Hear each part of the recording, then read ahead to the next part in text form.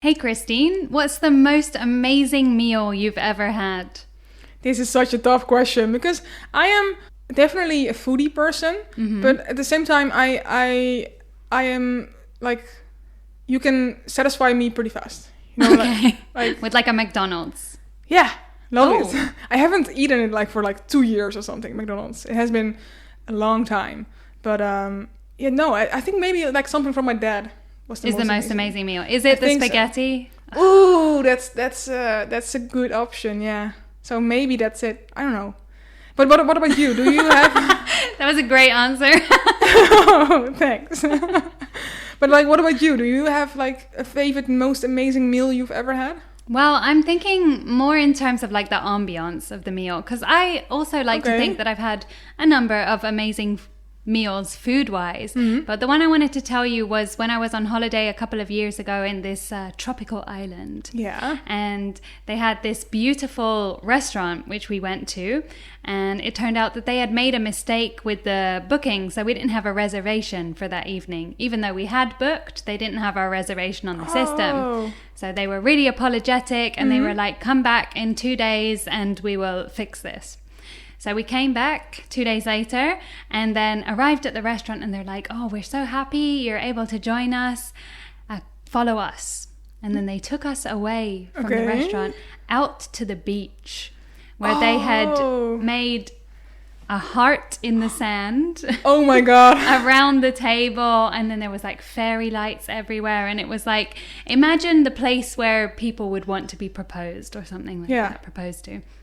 So they'd set up this elaborate setting for us, and it was gorgeous. You know, there's the sea lapping in the background, and I don't know, maybe there was like musicians playing somewhere in the distance. I don't really remember, but the point was the ambience was amazing. It Yeah. was just like a really beautiful occasion. But, and it fits quite nicely with our episode today, things did not exactly go to plan, because I have a feeling that they kind of forgot about us. Oh. Because we weren't in the actual restaurant. Yeah, because you're on the beach. Yeah. Yeah. Exactly. So we were far away. So then we're just sitting there waiting for like 40 minutes. And then finally somebody would come and bring us food. But the meal took so long that in spite of how beautiful the setting was, by the end I was just like, I don't even want dessert. I just want to go to bed. Oh no, that's So- really shitty. Well, you know, it was still, I'm very grateful for the experience. It Yeah, was but lovely, still, like they forgot you the first night, and then 2 nights later they forgot you again. Like that's a weird restaurant. Come on. you live and learn. Yeah. You live and learn. I guess so. But yeah, that's actually a very sad story, but perfect for today's episode, because today we are talking about Michelin star worthy meals, hating your job, and mastering the art of talking dirty. Season 1, episode 15 of Friends. 1, 2, 3, 4.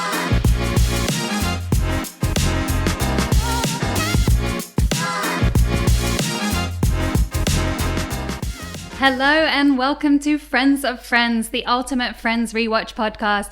I'm Kira Murphy. And I'm Christina Schumacher, and we are back rewatching the entire Friends series. Why? Well, number one, because it's something we would never forget to do. Of course. And number two, because we want to watch it with you. So each week we'll be rewatching an episode of Friends, talking about it, sharing behind the scenes content, and discussing anything and everything about the show that shaped an entire generation. So before we get into it, Kira, if your week was an episode of Friends, what would it be called? Well, Christine, I think I'm going to go with something like The One Where Time Stood Still. Ooh, it sounds Would you very... watch that? Yeah, it sounds like a thriller, actually. Oh, but no. I don't hope your day was a thriller, your week this was is a thriller. this is a beautiful story. Okay. So this past weekend, I actually went camping. Nice. And That's fun. we had a wonderful time. It was just like out in nature. You know, we were exploring the sand dunes, the beaches. It was this gorgeous natural area. And I think just being so far removed from normal life, like I didn't have to worry about work. All I had to think of was like, here's my tent. Yeah. I could just enjoy everything that I'm seeing, and I felt like I was really very present in the moment. And what was really lovely about it was that you would think that, you know, it was probably 7 p.m. in the evening or something, and I'd look at my watch and it was like 2.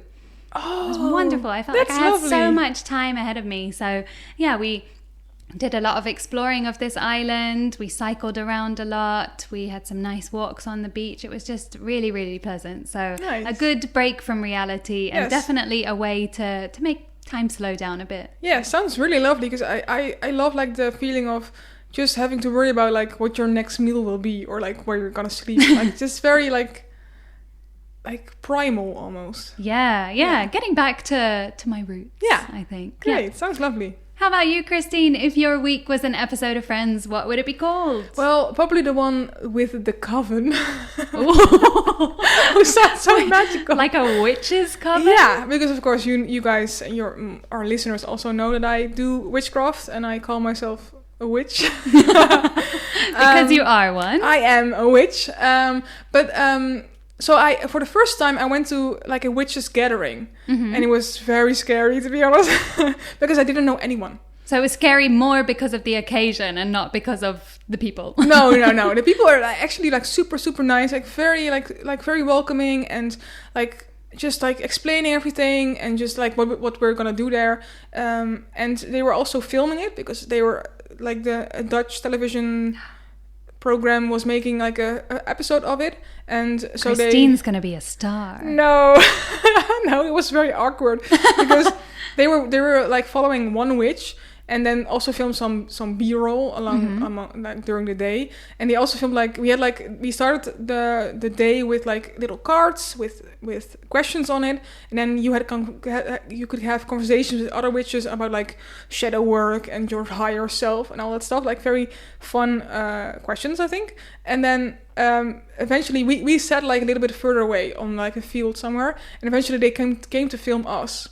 But it was like very awkward because the cameraman was like walking like around us because we were sitting in a circle. Yeah. They were like walking around us, and then they had of course like one of those big poles with like a fluffy thing a above boom audio. mic. Yeah. And then every time you started talking, like they moved the boom mic near you. It was like a dark cloud above you, like very ominous.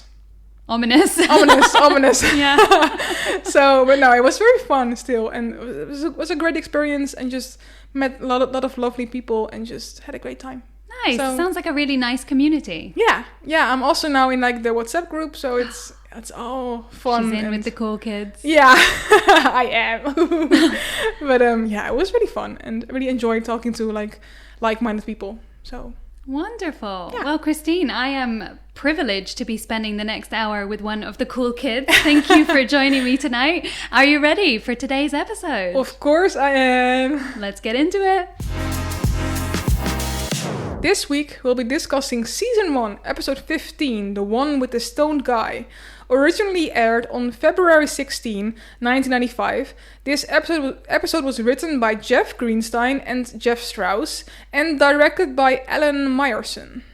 And in addition to our regular cast this week, we have Melora Hardin as Celia, John Lovitz as Steve, and Fritzi Burr as Mrs. Tedlock. Christine, are you ready for our first Friends fact of the episode? Of course, bring it on. Well, John Lovett actually has a link to some of the members of our cast, or at least one in particular. He was Lisa Kudrow's brother's childhood friend. So they go way back. They go way back, yeah. And actually, with John's encouragement, Lisa ended up joining an improv group called the Groundlings, and that's how she began her comedic career. So we might say that it's John's fault that Lisa ended up becoming this huge star. So good job, John. Yeah, I'm happy that he brought us our lovely Phoebe. Our lovely Phoebe. Yeah. What would we do without her? Yeah, and that's maybe also why they then... Because of course we start with like that Phoebe knows Steve, and she also knew him in her real life. I didn't even think about that. Yeah, maybe that's why they did that. I'm not sure, but maybe let's get him on the line. Yeah, hey Steve, or John Steve. actually. Sorry. But this episode is ranked as 8.1 out of 10 on IMDb. Okay, so we're staying in this area the past few episodes, I think, is very stable. Yeah, true, but I would give it like higher, because I really enjoy this episode. Well, save those thoughts for the end, Christine. Of course.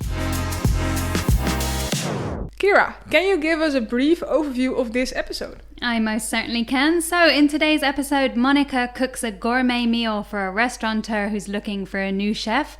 Chandler tries to find his calling, and good old Ross attempts to master dirty talk. Oh no! I hate that I had to say that. I get why, but oh no.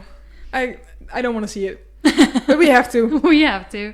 Well, our episode today begins in Central Perk, where a distracted Rachel is once again messing up her waitressing orders. Uh-oh. Yeah, the pencil thing was really nasty. Yeah. So explain the situation. It was Monica had ordered a chai. It was a hot apple cider. Yeah, a hot apple cider, and that comes, of course, with a little cinnamon stick in the drink. But Rachel had accidentally swapped the cinnamon stick with her tiny pencil. Ooh. Like stuck behind her ear. Like, no. Ooh. Like, of course, your parents always taught you to wash behind your ears. Oh my god, no. It's like just nasty. Like, of course, with your hair, like always stuck behind your ears, it's just like a greasy spot. So. And I can understand like friends sharing things, but no, somebody's behind ear germage. Disgusting. And also, like, I got really excited when she was reading out the orders because I will tell you this, Christine, hot apple cider is one of my favorite drinks. Yeah? Like, if somebody served me that in a coffee shop, I would be like, hell yeah. But then, no, I don't want Rachel's pencil in it. No. But I've never had it. Oh, it's so good. It's a very, like, autumnal drink. Yeah, I can... from the name, it already tells like, very autumnal. But spicy it's like, and just like, warm apple juice with spices. Oh, that does sound good. Yeah. Nice. I recommend it. So that would be my coffee shop order. What's yours, Christine? Hot chocolate for fall. Yes. Nice. With or without whipped cream? No, I often do without because I don't take like fatty milk stuff well. So okay. I often do without. I thought you were on your health kick again. No, it's it has to do with health, but different. That's true. Different health. This is more important health. Yes. Yeah. Well, I also was very curious about Ross's order in this opening scene. Mm-hmm. I don't know whether you noticed, but he ordered a cappuccino and then responded to Rachel in Italian. He said grazie. Yeah. Which is curious because, like, we know Ross hates one Italian man in particular. Yeah. But why would he remind, the object of his affection, Rachel, of Italy and Italian? Don't make her think about Paolo. No, exactly. But like cappuccino is Italian, right? It is indeed, yes. Yeah, so maybe that's the reason. But yeah, it was not a smart move. No. Because then she starts to like, every time she looks at Ross, she thinks about Paolo. Yeah. Ooh. It's not a good I don't move. think that would happen. I mean, I don't look at Ross and think about Paolo. No. You never know. You never know. So, next up, we head to Chandler's office, where he is asked to see his head of department at the end of the day. I was super excited that we are back in Chandler's office. Yeah. I love a good secondary location. I know, and I missed him. Like, he has new stuff in there. Like, I missed his office. I'll miss Chandler. You just revealed yourself. I'm surprised you weren't twirling your hair at the thought of I missed him. No, I missed his office. Just like all the decor items he has.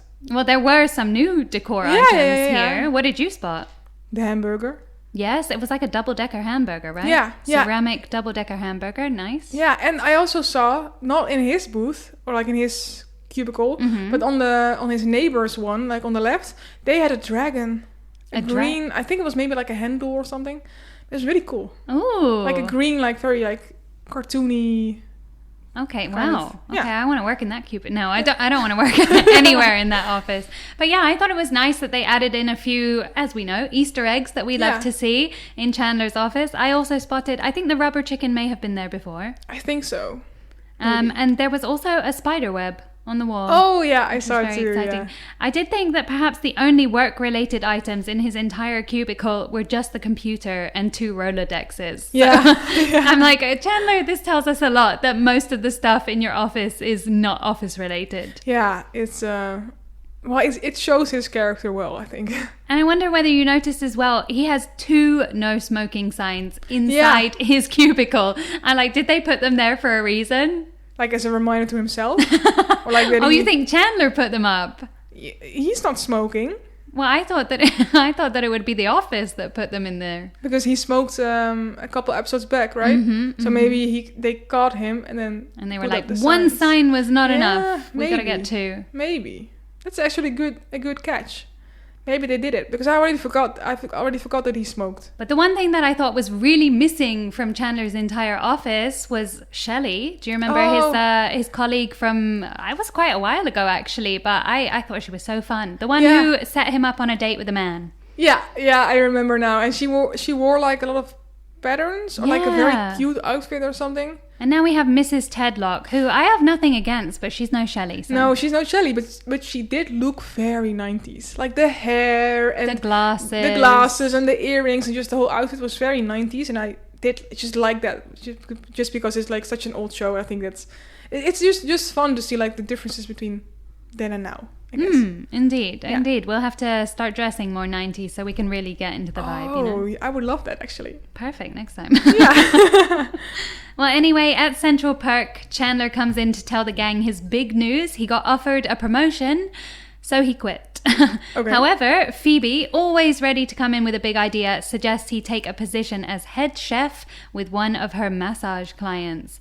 I love how my girl, Phoebe, is always putting her friends first. I think it's so cute. I know, she's like super cute here. And also how she comes in and then tells the gang of like a prank she wants to pull on Chandler. But then, of course, Chandler comes in too soon, so she cannot explain it too much. But then she's still happy. You know, she's happy explaining the prank, but then he comes in and she's like, oh no, never mind, but it's still being super happy. It was going to be really fun. Yeah. And that's so cute, like so precious. Like she was in this whole episode, we're going to see it later as well, so precious, like so cute and so adorable and happy and That's the kind of energy we need. Yeah, we need it. Every single day. I know. But just adorable. Oh, and there's also the thing about, like, of course, she offers Chandler the job of the head chef. And then Monica is like, what about me? And then, of course, Chandler denies or, like, rejects the offer. And then she's like, she turns to Monica and sees her and like realizes, and then she says, "Oh, Monica, guess what?" And that's so funny. Bless. Yeah, bless her. Like, she's so cute. Yeah, but cute that she was like, okay, Chandler doesn't want it. Let me. Oh yes, I do have another friend who might take it. But I was wondering. I don't know whether you noticed as well, but when she was talking to Chandler about the job and she mentioned something about Steve, the camera just focused on Chandler's face for what seemed like a really inordinately long amount of time without anything happening. I felt like my computer glitched because it was taking so long. I'm like, why are we staring at Chandler's face? I didn't notice it. No. I need to rewatch it again. Oh, you should. You should rewatch it just so you can notice that the acronym for weenus is wrong. It is? It is, apparently, according to the internet, which we know is the be-all and end-all of information. So in this episode, we are told that weenus stands for Weekly Estimated Net Usage Systems, which sounds like a lot of fun. But friends fact, apparently the correct term is Weekly Estimated Net Usage Statistics. So folks, if you remember anything from this entire episode, make sure it's that. But then why change it? Because that's also statistics and systems both start with an S, so you get the funny word. Well, we have found out that they do occasionally make little mistakes. Yeah. You remember Minsk? We all remember Minsk. We all remember Minsk, We all remember Minsk. Folks at home, if you remember Minsk, get in touch with us on Instagram at FOFPodOfficial and tell us Minsk. Just send Minsk, that's all. Minsk. Yeah. That'd be great. Good. So next up, we head to the apartment where Monica excitedly announces that she'll be cooking dinner for Steve as an audition, and Ross looks for tips on where to take his date. Celia, the bug lady. I love how you said that. I know, but I love the thing that Rachel says, like, I don't know what does she say? Like, blah, blah, blah. Like, Ross, I love you. Ross, I love you. I don't know. She does like a bug expression or something. I know. It was funny because I always have the subtitles on when I watch this just so I can make sure that I catch all of the words. And I think it just said bug noises. Well, it is, I think. It was a very good impression Yeah. of what I would imagine a bug lady to be like. So good job, Rachel. Yeah, excellent. But it got me thinking, right? Like Ross is dating this person that they're referring to as the bug lady. And it seems like our gang do have a tendency to date rather strange people. You know, like Phoebe apparently dated, what was it? The puppet guy. Now we got the bug lady. And the psychic, no, not the psychic Paul guy. the wine guy. Paul the wine guy, Roger the what's Shrink. The shrink, of course. Yeah, they have like very clear jobs. Or something Or like, things that they are. Yeah. Yeah, like yeah, very- that's true. They're very job related as well. yeah, like very like clear characteristics and stuff. Maybe that's also like how we keep them apart. Like, oh, the puppet guy and the shrink. In case we and forget their names, that's Yeah. a good idea. That's a good idea. Another good like thing to make us remember them is just to make us hate them very much, because I will never forget the name Roger and Paolo and Marcel. Gosh. I'm going to test you on that in 9 years' time when we're in season 10. I'll be like, do you remember? Of course, I Your good will. friend Because then, Raj? yeah, I will have watched it like 100 times by then. So then Oh gosh. I will remember all the names. I'm telling you. Ross is of course talking about going on a date with a bug lady and maybe taking her back to his apartment to meet his monkey, which is not a euphemism. But I love how Joey was convinced that Marcel is a chick magnet. Like, what woman wouldn't want to meet this little monkey? No, well, Marcel. Well, I don't like Marcel, but As we know. yeah, but it is a cute monkey. Yeah, that's what I was thinking. I was like, you know what? I do love cute, fluffy animals. Yeah. So if someone said, if someone said they had a monkey, I would be like, I don't think you're allowed to have a monkey. So no. But I don't know. I could be swayed by like a puppy or a kitten, very easily. So I do see the appeal of Marcel the monkey in this instance. Yeah, I do see it as well. But I also thought it was like kind of funny because, of course, we haven't seen Marcel in quite a while. Yeah. So I was like, oh, Marcel. And I kind of forgot about him. And then it sounds like very weird to say, like, I will introduce her to my monkey. Then you will really get the double meaning of it, of course. There's no double meaning there. No? I hope not.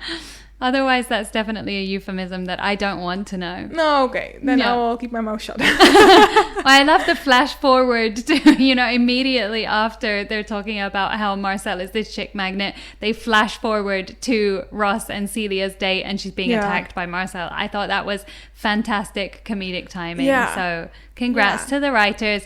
This is the bit that gets the Emmy for me in this episode. Oh, yeah. The Emmy nominations. I totally forgot we did those. See, and you think you're going to remember Roger in 9 years' time, Christine? You don't even remember our Emmy nominations. Oh, I'm sorry. No, that's okay. But there's a short, but kind of fake Friends fact here. Okay. Because I read online that during this scene where where the monkey is grabbing Celia's hair, and you can see like a man in the room with like a mustache and glasses. But this is not real. No, I looked it up and in the episode and I couldn't find him. So maybe like the rebranding or like when they relaunched it. Yeah. Maybe they cut him out or something. Well, I wonder if it's because, it was filmed in like the square format and now TVs have stretched it to 9:16 or something. Yeah, but my screen is also It was also 9:16. Yeah, so and there was but no I man couldn't with a see mustache. him. No, I couldn't see him. I couldn't ever nowhere to be seen the man with the mustache. Fake Friends fact. Yeah, so I was very sad about that because I was like, oh, there's a man there. But no. Because who wouldn't want an uninvited man in their house? Yeah, just to watch like the weird scene going on. Why not? Why not? Yeah, no. But sadly. also in this scene, we of course have Monica talking about her audition for Steve. And once again, I just love Phoebe's enthusiasm for everything. She's saying that she's going to be there so she can make yummy noises. Yeah. And then she runs over and she says, "Oh, I know what you could make. You should definitely make that thing. That thing. With the thing, stuff. with the stuff. And then also the thing with the stuff." Yeah. like miming, and I was like, what is she doing? Beautiful. I have a feeling that Monica didn't go ahead and make the thing with the stuff, but No. I'm very curious what it was because it sounds like it was an amazing meal. So Yeah, I was thinking like maybe like something. My mind immediately got to like a sauce, like a dipping thingy with like crunchy bits on top. ooh, I the have thing no with idea the what it is. stuff. Yeah, with the crunchy bits. Yeah, I know it's the stuff. I know, but that's just what popped into my mind. I have no idea why. But yeah, Maybe you know more than we do, Christine. maybe. Okay, I look forward to your recipe book. Oh, that would be cool to make like a Friends recipe book. A friends inspired recipe book. Yeah, like with like grilled cheese and chicken on your head, or like not the chicken but the other thing, The turkey. the turkey Yeah, on your yeah. head, and pasta that looks like lasagna that looks like pasta. Okay, great. Oh, and the fluffy pizza from last episode. Before Christine gets carried away, I am curious if our listeners have any ideas for what they would include in a Friends-inspired recipe book. Are there any particular meals that you saw in the series that you would love? Like, I don't know, a dark cheese, light cheese Oh situation? yeah, potato with the chunks. Okay. All that stuff. It would be amazing. I love that. Well, you can, of course, let us know your own ideas and we will credit you in our upcoming Friends of Friends recipe book. Let us Yeah. know on Instagram at FOFPodOfficial or... Through our email, which is fofpodofficial@gmail.com. Well, we continue in the episode with Chandler revealing the rather disappointing results of his career test and Monica testing out some of her audition creations on her friends. How I wish I had a friend like Monica. Yeah, like feeding her friends like good food.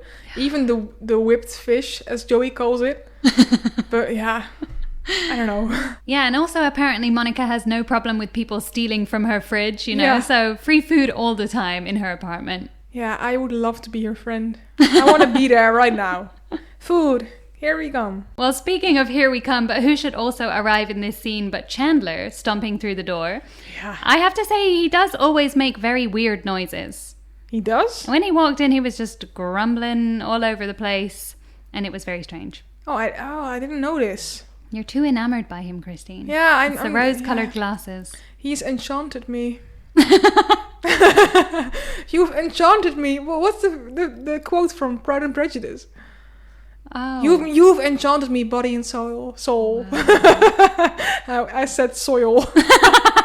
So, body and soul. Oh, wow. Good. Yeah. That's going in the recipe book. Yeah. Ooh. Yeah. Well, of Yeah. course, he's very grumpy because of the results of his career test, showing him that he should do exactly the job that he was trying to quit. Have you ever done a career test, Christine? I don't think so. Maybe on BuzzFeed. You know? What is one it? of You should be a those. potato tester. Yeah, maybe. I don't remember what the result was because I did many. But no, it wasn't. I don't think it was a very good result. You never had to do like an official one for school or something? I don't think so. Did you? Yeah, we did. And what was the result? Probably things that I'm not doing now. Oh, that's a No, shame. I had things like journalist. There was also like barrister. Barrister? Yeah, like What a is that? lawyer. Oh, a lawyer. They love to okay. argue, Yeah. apparently. So, I mean, they were honestly, I think it was a pretty good test. They are things that I probably could do quite well, but I'm not. So, don't waste your money, Christine. Just stick to those BuzzFeed quizzes. Oh, okay. I will. Well, I had a little peek at the fridge in this scene as well. I wonder if you saw anything exciting In the fridge? on the fridge. On the fridge. Oh, I saw you're gonna come with a fun Friends fact, aren't you? No, Oh, go for it. I saw a Friends fact that you could see a picture of Monica and Ross on the Okay, on the well, fridge. that's not. You And can. I was like, yeah. And I was like, okay, sure. She lives there, so. I didn't know that was a Friends fact, but sure, I will take it. I did see that. There were also a photo of a toddler. I don't know whose toddler that was. Okay. And some kind of a cartoon invite for a wedding. Oh, I did see that. And I was like already looking. How did you look so close? Magic of cinema. I don't know. I just looked. You're being, you're being very weird. I don't know. I looked on the screen. I noticed there was things on the fridge. Oh, but then how did you see there was a wedding? Because it was two people in a wedding outfit. Oh, okay. I totally missed that. I'm sorry. But another thing I want to say about this little scene is that Phoebe is again so supportive of Chandler. Like, you already know how to do that. When Chandler says like he's well for a data analyst, blah blah blah. Yeah. Yeah. So supportive again, and so cute, and so wholesome, and yeah. Okay, you know what? I'm gonna stop doing my friends ranking now because she is far and away. She's gonna win. Yeah, she's gonna win. Yeah. Chandler and Ross are gonna lose. Phoebe, winner. Yeah. And then Lisa Monica, Kudrow, come collect your award whenever you like. Yeah. At your earliest convenience, no problem. You need to make one.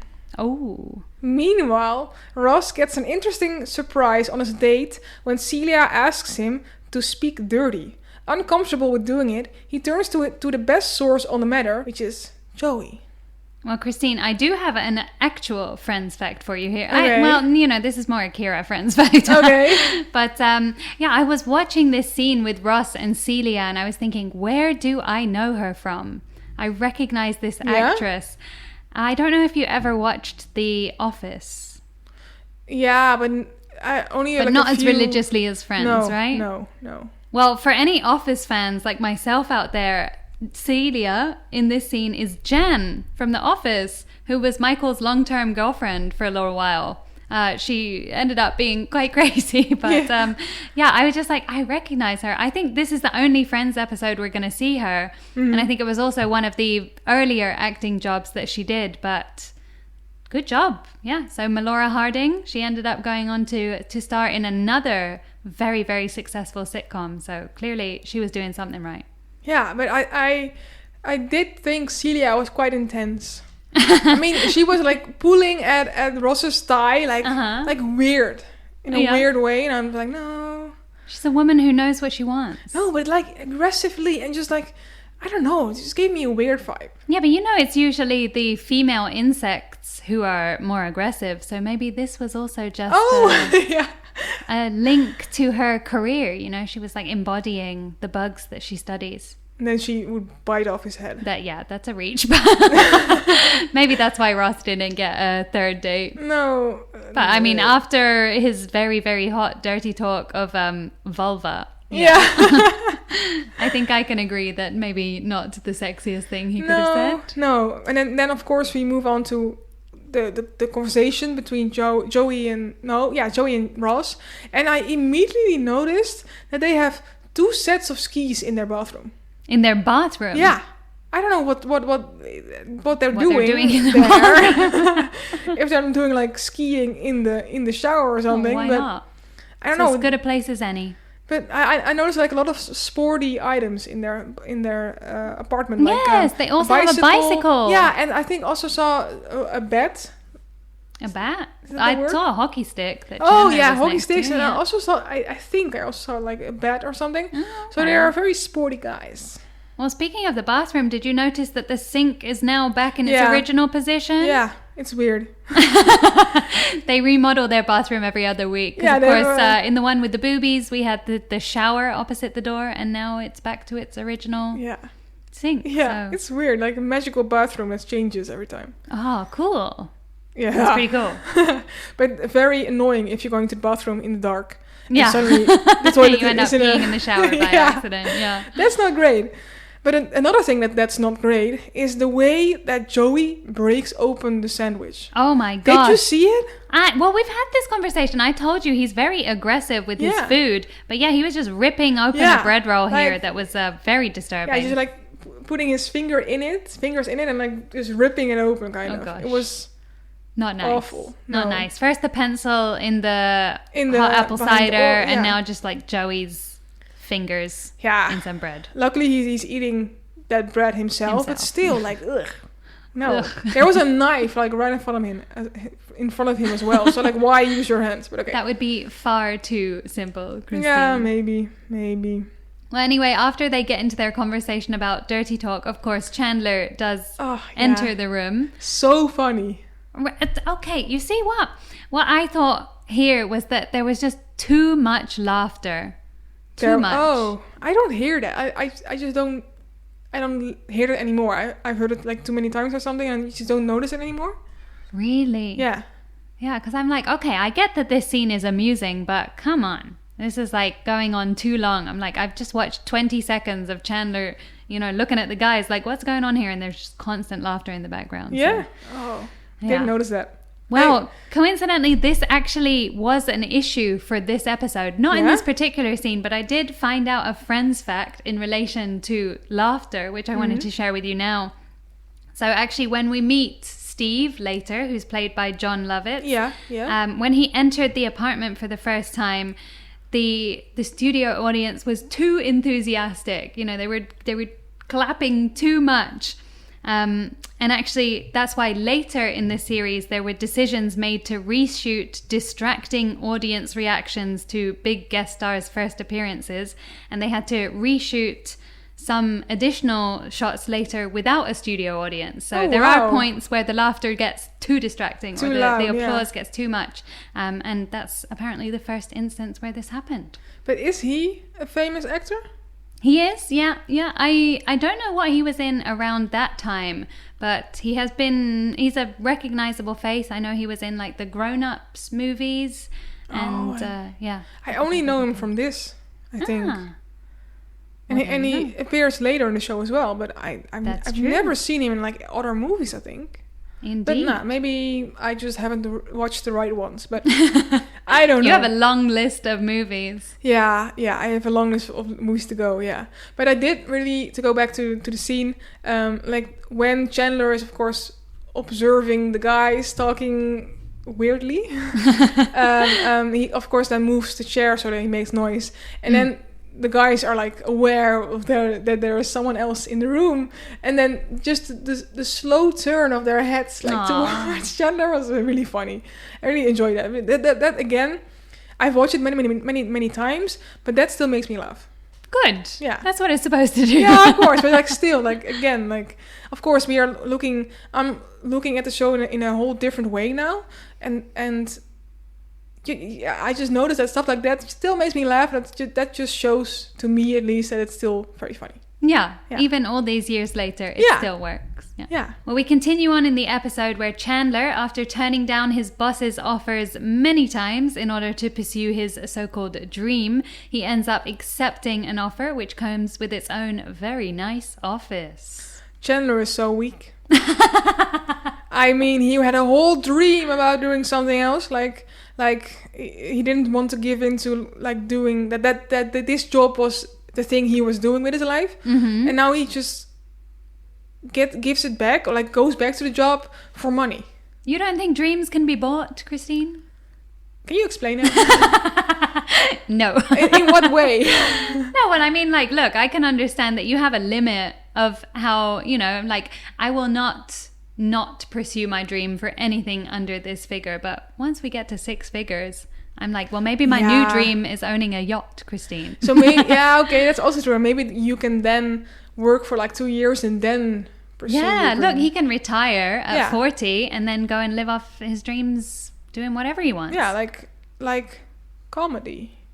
I was thinking, during this episode, I was also like thinking, like, what could be good jobs for Chandler? And the only thing I could come up with was like a comedian. Okay. Or something. Do you have like a good idea for Chandler? For Chandler, leaving me alone is a great job that I would suggest for him. For Chandler, but I think that we have very different interpretations of Chandler. I don't think he would be a great comedian.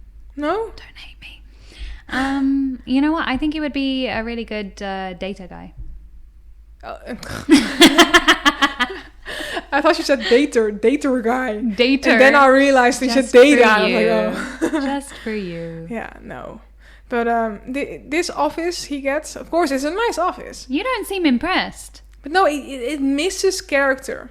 It's got a cool modern art painting on the wall. What more do you want? No, but like nothing like his funny toys. Like less at least. Yeah, but they come with time. Yeah, they come with time. But I did see one thing when they come in. Of course, Phoebe and Chandler come in.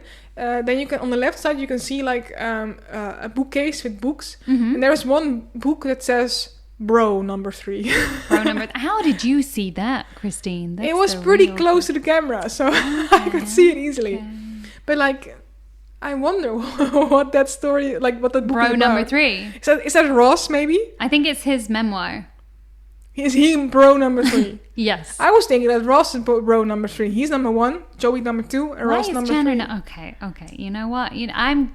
It's in his office, and it's his memoir, you say. Yeah. So yeah. he's number 1. Okay. So then it's about Ross. It doesn't make sense. Okay. Good. I follow this, but I am also embracing my inner Helen right now when you said that, who walks into the office so done with Chandler. Yeah. You know, when he keeps calling her up just to walk in and prove that he can do it. Yeah. So, yeah, good job, Chandler. I think he has everything that he needs in this new office. Yeah, and a great view. And a great view. I would kill to have that view of New York. I wonder how they did that because it looked pretty realistic. Yeah. Like normally they use like a sheet outside of Central Park. But this was, I couldn't see like how that it was fake or anything. Well, maybe on location, yeah, because we've seen maybe. that with the posters all across New York. I think they were done in real life. So yeah, true. So maybe this is the like in a real office somewhere. Wow. I want to visit that. I want to work there. Dream it. Yeah. Believe it. Manifest it, and it will happen. Who knows? So next up at the apartment, Rachel and Monica prepare for dinner with Steve, who just so happens to turn up high. That's such a fantastic guest. Ugh. Oh. But before we get into the whole Steve thing, because boy, do I have some thoughts. Rachel in this scene, yes, I loved her sassiness. When Monica's on the phone and she's like begging Wendy, like don't bail on me. Yeah. Rachel hears the whole thing and then she comes over and she's like, "Who was that?" Yeah. And then she says like, "Oh, I'm just gonna stroll around or something. Just gonna walk around outside or something instead of helping." Oh yeah. Yeah. And then she like blackmails kind of her into paying her €20 per hour. $20. Yeah. $20. Sorry, yeah, $20 per hour, which is a great deal. Well, I thought that the friends were very good at negotiating in this episode. Like Chandler inadvertently ended up increasing his offer by, we must assume, a substantial amount, and Rachel like doubled what Monica was offering Wendy. Yeah. So yeah, that's pretty good. You can make bank from Monica. Yeah, you can steal her food and you can steal her money. That's actually a good point. Yeah. And another thing, Phoebe looked so cute. Again, did you see her like jacket/cardigan kind of thing? Like it was brownish and like flowers on the board. Oh yes, I think I remember it. Yeah, on the lapel. That's what it's called. I know that means something different in your language. Yeah, it means spoon. Yeah, on the spoon. Yeah, on the jacket label. Ah, okay, interesting. Yeah, but I thought it was like very cute and very stylish, and I liked it. Yeah, and she always looks so sad when she has to tell her friends bad news. I'm like, oh, do you remember the one when she was, I don't even remember what the bad news was. Oh, it was about Paolo. Yeah, about Paolo. Yeah, and she looked so sad to tell Rachel that. And this time when she had to explain that Steve had arrived after smoking a fat doobie or whatever. She looked so sad. Yeah, but then, of course, Rachel tries to mime that to Monica. And just the way she does it, like, first of all, Phoebe is sitting right next to Monica. Why does Phoebe just not tell Monica what's going on instead of Rachel like miming someone blowing a joint or like smoking a joint? Like, what's going on? Why do that?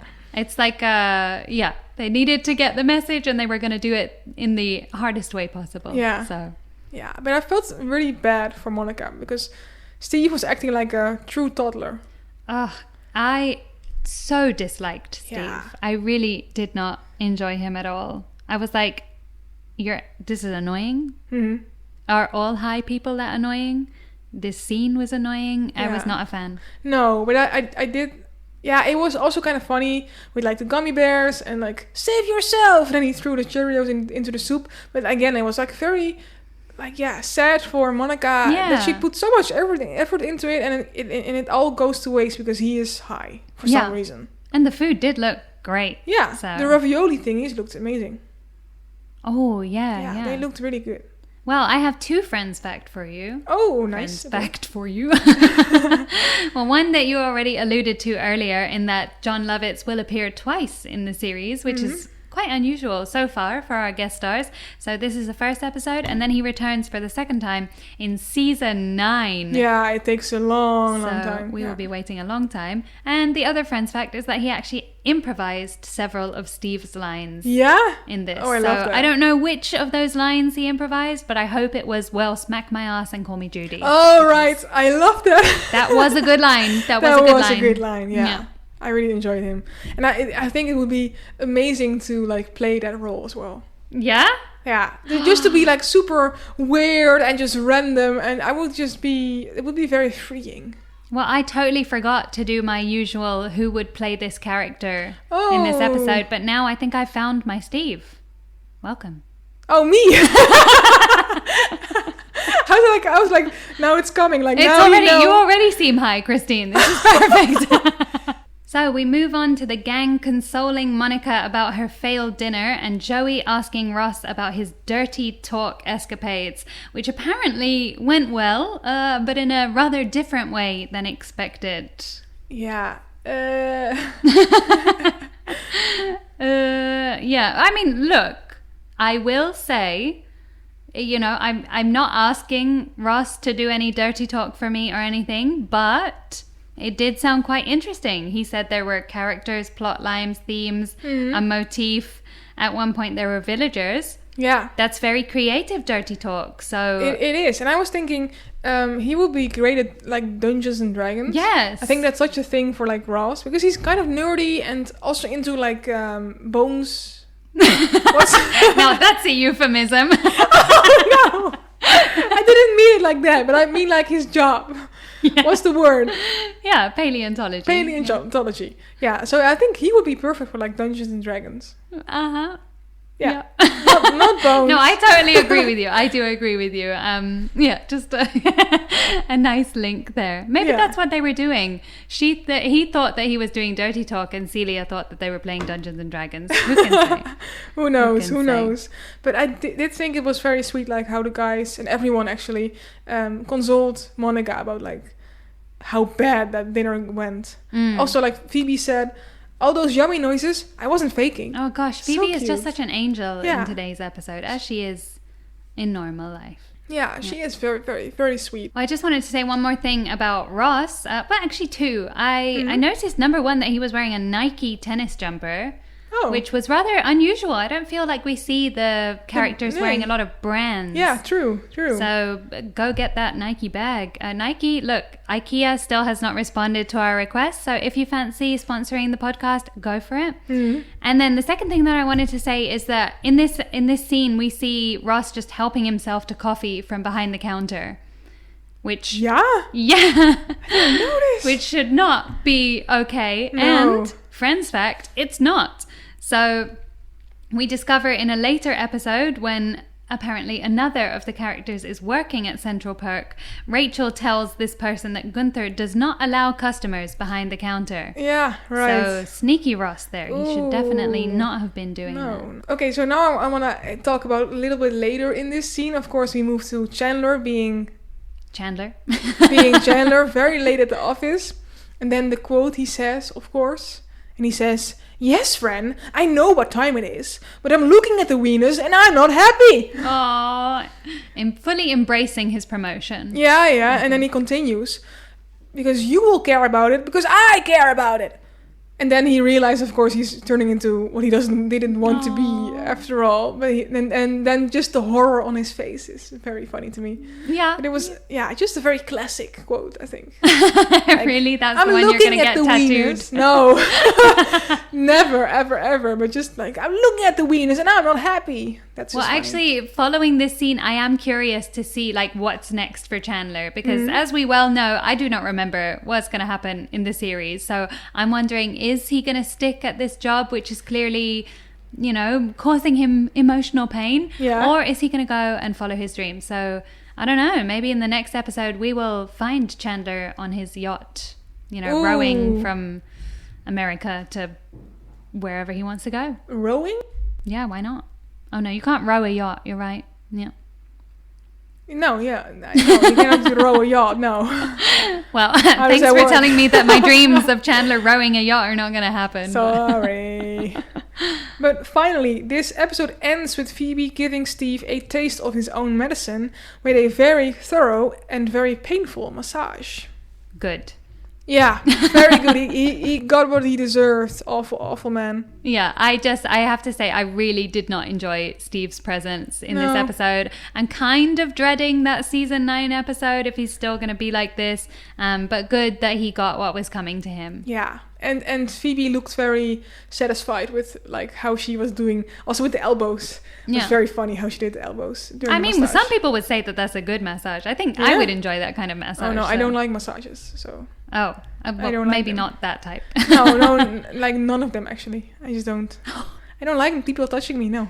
Fair enough. Like just bugs. No. Bugs? What did you say? Yeah. Bugs? Why bugs? The bug lady. Maybe you like bugs. No, maybe that's your calling. No massages, more bugs. Good. On that. Well, we already know some of my final thoughts on the episode, and that is that I don't like Steve. So for me, this is not an 8.1 stars episode. I don't think I found it as funny as apparently the audience did, because there was a lot of laughter, and yeah, it just didn't hit for me. I found Steve rather annoying, but I think I've said this as my summary in about 20 of the 15 episodes that we've done so far. Phoebe, it doesn't matter what else happens in the episode. I know that Phoebe is going to pull through and do something that makes me say like, yeah, it was still a good episode. Yeah. I just thought that she was super sweet here, super supportive, and did so much for her friends in basically a lot of the scenes here. We saw Phoebe being a really good person. Yeah, so true. Be more Phoebe. Yeah, more Phoebe, please. But you said like you didn't like this episode very much. I liked it very much. I think it was a very funny episode, and I didn't really like the storyline of Ross talking dirty, because I didn't like it very much. But I did like Steve was very funny to me. He was very funny, like just like random and just like, I don't know, the Cheerio thing was very funny to me. I really like that. And of course the guys, I did like the parts about the dirty talking about like Joey and Ross practicing and then being caught by Chandler. I did like that. But yeah, the rest of that storyline, but I love Phoebe, and I thought Steve was very funny. And just a good episode overall. Okay, good. Well, now I am more excited for season 9. If I get to have discussions like... Don't be. He's going to be annoying. Yeah, as bad as this one, I think. Oh, dear. Okay. I have a few years to prepare myself before we get there. Yeah, you do. Well, anyway, that brings us to the end of today's episode. Christine, it was, as always, a pleasure to record this with you. And of course, we hope that everybody at home enjoyed listening to it as much as we enjoyed talking about it. I agree. I had a splendid time. Don't know where that weird accent came from, but doesn't matter. Body and soil? That was what you were saying earlier? Body and soil. But next time we'll be chatting about season 1, episode 16, the one with the 2 parts, and that's part 1. So don't forget to tune in. Well, I'm actually really excited about... I don't love cliffhangers, but the fact that this is 2 parts has me very excited to know why it's 2 parts. I have no idea what this one is about, because the title gives us nothing. That's true. So I have no idea. I don't remember. Extra reason to get excited. Ooh. Well, I hope everybody's excited. And of course, if you're enjoying all of the other episodes that we have created, we hope that you will follow or subscribe wherever you're listening, and leave us a rating or review if you like. It really helps others to find the show as well. And you can always send us a message, like, for example, who your favorite Friends character is, how your day was, what you ate for dinner. I don't care. Just send us anything. We're really sad. We will take any messages. We will take any messages, and you can find us on Instagram at FOFpodofficial, or through our email, which is FOFpodofficial@gmail.com. In the meantime, thank you so much for tuning in today. We will catch you in the next episode. Until then... I'm already laughing. Until then, take care, and I'll just say, well, smack my ass and call me Judy. This was a great episode. See you next time. Bye.